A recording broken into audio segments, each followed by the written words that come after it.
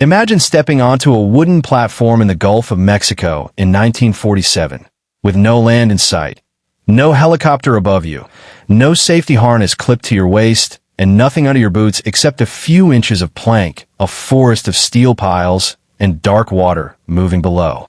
Now imagine being told to build higher, faster, farther out. What most people picture as early offshore oil rigs were not giant steel cities at sea. The first pioneers were working with timber, war surplus barges, shrimp boats, and intuition, trying to force industrial engineering into an environment that could smash it apart in a single storm. By the time one of the most famous early wells began producing in November 1947, it stood more than 10 miles offshore in shallow water, beyond sight of land, in a place where one mistake could strand men, sink equipment, or wipe out months of work. The story begins with a contradiction. Offshore oil did not start with sleek steel giants in deep blue water. It began because people on land kept noticing oil where it should not have been, seeping through sand, staining surf, and floating in patches along the California coast. To 19th century prospectors, this was not an environmental warning. It was an invitation. The earth was leaking wealth.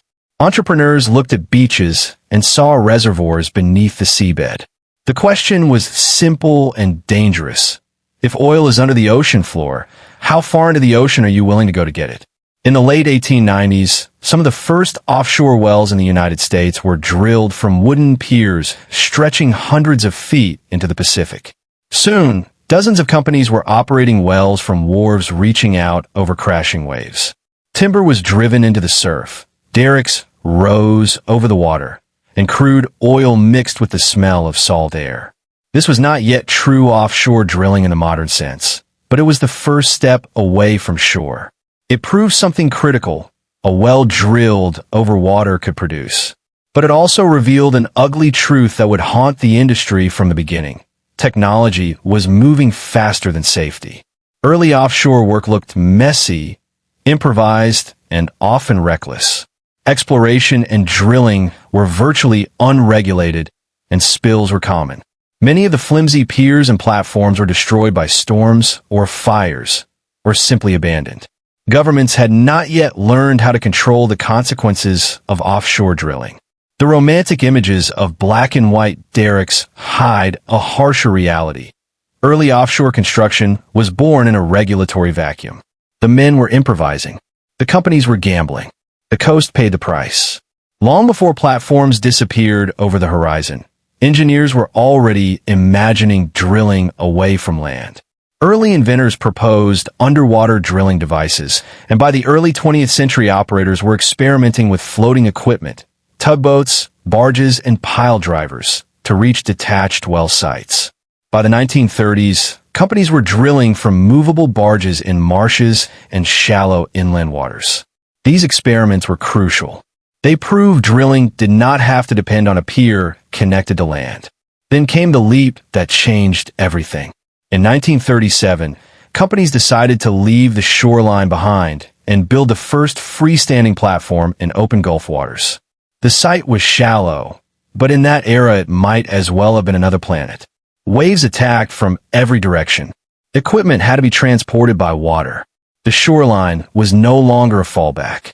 If something failed, the sea would decide what happened next. The platform itself was a giant wooden wager. A massive deck stood above the water, supported by hundreds of treated wooden pilings driven deep into the seabed. Engineers even designed the structure so the deck could be washed away in extreme storms while the foundation might survive. They were not building a permanent fortress. They were building something meant to survive by partially sacrificing itself. When oil finally flowed from this freestanding platform, it marked the first true offshore production in the Gulf. It was a triumph, but also a brutal lesson. Hurricanes soon damaged early structures, proving that shallow water did not mean safety. Storm energy, wave impact, corrosion, and isolation made even modest depths dangerous. The ocean was teaching the industry repeatedly and expensively what it demanded in return. For the men doing the work, offshore was not an engineering theory. It was daily fear. Before helicopters and modern transfer systems, Crews often reached platforms by small boats and improvised methods. Men grabbed ropes, swung through the air, and tried to land on moving structures as boats rose and fell in rough seas. The bridge between vessel and platform was so dangerous workers nicknamed it the Widowmaker. One bad swell could throw someone into the gap between steel hull and platform. Finding rigs offshore was its own challenge. In fog, captains sometimes shut off engines and listened for the sound of machinery drifting across the water. No GPS, no electronic navigation, just haze, dead reckoning, and hope that industrial noise would guide them home. World War II changed everything. Returning veterans brought technical skills and a fearless mindset. Military surplus flooded the market with vessels and equipment that could be repurposed. War surplus barges became floating warehouses and crew quarters. The offshore industry did not invent every tool from scratch. It scavenged a global war for parts. Then came the milestone that entered petroleum legend. In 1947, a team of companies pursued a well more than 10 miles offshore, far beyond sight of land. This project introduced a new concept. Instead of building one giant platform to hold everything, they built a smaller fixed structure supported by piles and relied on a separate tender vessel to carry supplies, mud, and living quarters. Offshore drilling became a system. Fixed platform, floating support, transport vessels, and crews living between them. Building was terrifying. Workers climbed more than 100 feet above the water without safety belts, standing on narrow scaffolds as wind rattled steel around them. Early offshore platforms were engineering experiments assembled by men balancing at height over open water with minimal protection. The industry liked the language of progress. The workers lived the language of risk. Accidents were common. Lines snapped. Equipment failed. Storms struck without warning. Men were injured in ways that sounded ordinary in that world. A line under tension, a bad second, a body lifted into the air by machinery.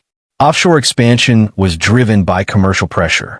Accessible land-based oil was becoming harder to find, and companies were racing for new reserves. While executives calculated leases and profits, crews calculated survival. Wood launched offshore drilling, but it had limits. The sea attacked it relentlessly. Soon engineers began shifting toward steel structures, lattice jackets, and tubular piles that could support larger equipment and withstand harsher conditions. The modern offshore platform began to take shape. The earliest rigs were less important as final designs than as prototypes that taught engineers what had to change. Within a few years, dozens of platforms were installed in deeper water. The offshore system became recognizable. Steel structures, supply vessels, specialized yards, and a workforce trained to live and work at sea. Coastal communities transformed as offshore work reshaped economies and identities. Pride and danger grew together. Life offshore demanded constant awareness. Platforms were alive with sound. Engines thudding, metal clanging, waves pounding legs below. Workers learned to listen to machines and read the sea through instinct. Survival often depended on noticing small changes before they became disasters. And disasters kept coming. Hurricanes tore through structures. Transfers turned into acrobatics. Blowouts and spills reminded the industry that possible did not mean controlled. Every advance in reach multiplied the consequences of failure. So how did they build early oil rigs in the middle of the ocean? They built them in stages of daring, error, adaptation, and repeated exposure to forces larger than themselves. They began with piers near shore. They moved to barges in shallow waters. They built freestanding wooden platforms in open seas. They pushed beyond sight of land with smaller platforms supported by floating systems. Then they shifted to steel as scale demanded stronger solutions. Every stage was a workaround. Every workaround became a lesson. Today's towering offshore platforms, equipped with helicopters, advanced monitoring, and massive infrastructure, trace their origins back to those early wooden decks and war surplus barges. The modern offshore world rose from crews who once found rigs by sound in the fog and crossed from boats by swinging ropes. The pioneers proved that drilling could move beyond the shoreline and anchor itself in open water. But their legacy is more than engineering triumph. It is a story of ingenuity, danger, profit, sacrifice, and warning, written in wood, steel, oil, and weather.